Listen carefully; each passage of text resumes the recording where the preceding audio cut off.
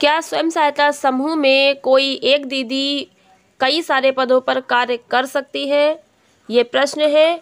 तो उससे पहले आप सभी का स्वागत है हमारे वीडियो पर, और वीडियो पूरा देखिएगा जिससे कि आपको समझ आ जाए। और वीडियो छोटा है, ज़रूर देखिएगा। चैनल को सब्सक्राइब करना बिल्कुल मत भूलिएगा, अगर नहीं किया है तो ज़रूर कर लीजिए। सब्सक्राइब कर लीजिए। फिर सब्सक्राइब करने से फ़ायदा है कि आपको हर वीडियो का नोटिफिकेशन पहले से पहले मिलता रहेगा। सब्सक्राइब करने के बाद बेल आइकन घंटी आएगी, उसको क्लिक कर दीजिए। फिर सबसे ऊपर ऑल पे क्लिक कर लीजिएगा। आप सभी को पता है गांव में स्वयं सहायता समूह बनाए जाते हैं ताकि महिलाओं को रोजगार से जोड़ा जा सके, उनको नौकरी है और काम है मिलता है। तो अब एक महिला कितने पदों पर कार्य कर सकती है, ये यहाँ पे बड़ा प्रश्न है। क्योंकि गांव में देखा गया है कि समूह की कोई एक महिला 3-3, 4-4 पदों पर कार्य कर रही है, 2 पदों पर कार्य कर रही है। तो यहाँ पर बाकी समूह की महिलाओं को लाभ नहीं मिल पा रहा है। जैसे राशन का उठान है, शौचालय केयर टेकर का जॉब है, या फिर बैंक सखी हो, ICRP और भी कोई काम है, तो महिलाएं 2-2 पदों पर हैं।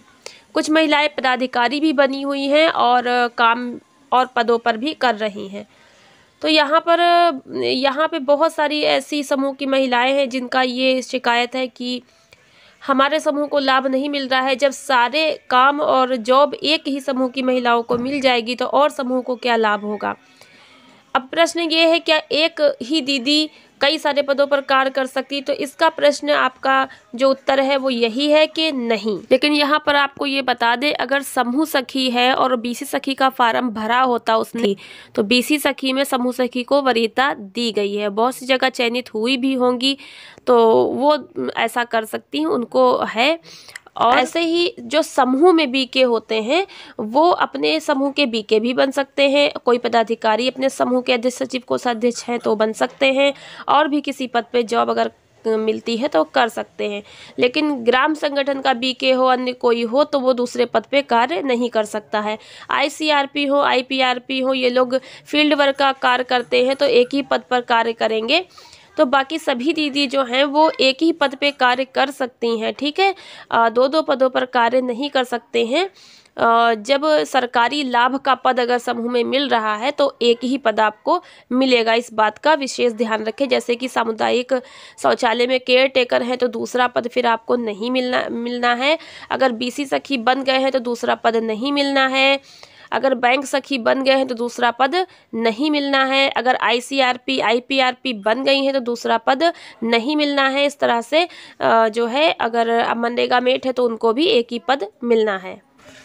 सरकार तो कहती है कि समूह की सभी महिलाओं को प्राथमिकता के हिसाब से लाभ दिया जाए, लेकिन यहाँ पर कुछ न कुछ ऐसा करके जो है महिलाएं यहाँ पे लाभ पा जाती हैं।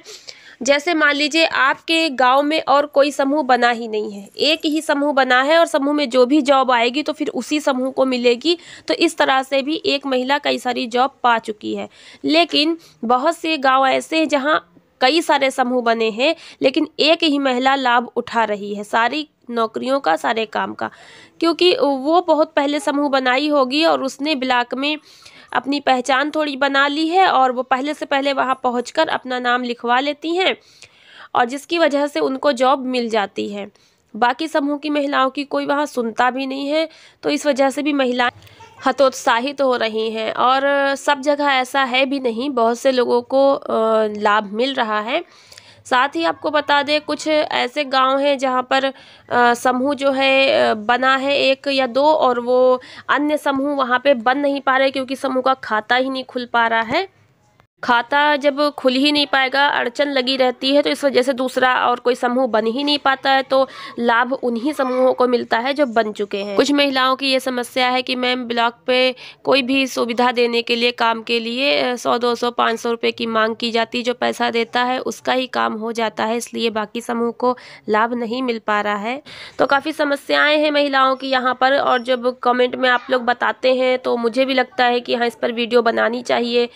आप लोग अपनी बात उठाएं और कहें, और इसके लिए सरकार से कहें ताकि आपकी समस्याओं का समाधान हो सके। क्योंकि जब तक आप इसको कहेंगे नहीं, जाकर बोलेंगे नहीं, तो आपकी कौन सुनेगा। क्योंकि घर बैठे आपको कुछ भी नहीं मिलने वाला है। हर चीज़ हम लोग को मेहनत करने से और खुद कोशिश करके पाने से ही प्राप्त होती है।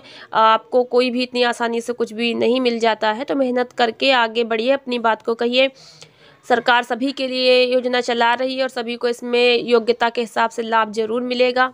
ब्लॉक पर जाकर अपनी बात कहिए, अगर वहाँ नहीं बनता है तो फिर ज़िले पर जाकर NRLM ऑफिस में जाकर अपनी बात कहिए, जिलाधिकारी से बात कहिए।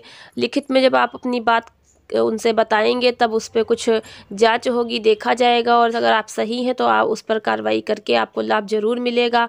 तो मिलते हैं नेक्स्ट वीडियो में नई जानकारी के साथ। वीडियो पूरा देखने का बहुत बहुत धन्यवाद।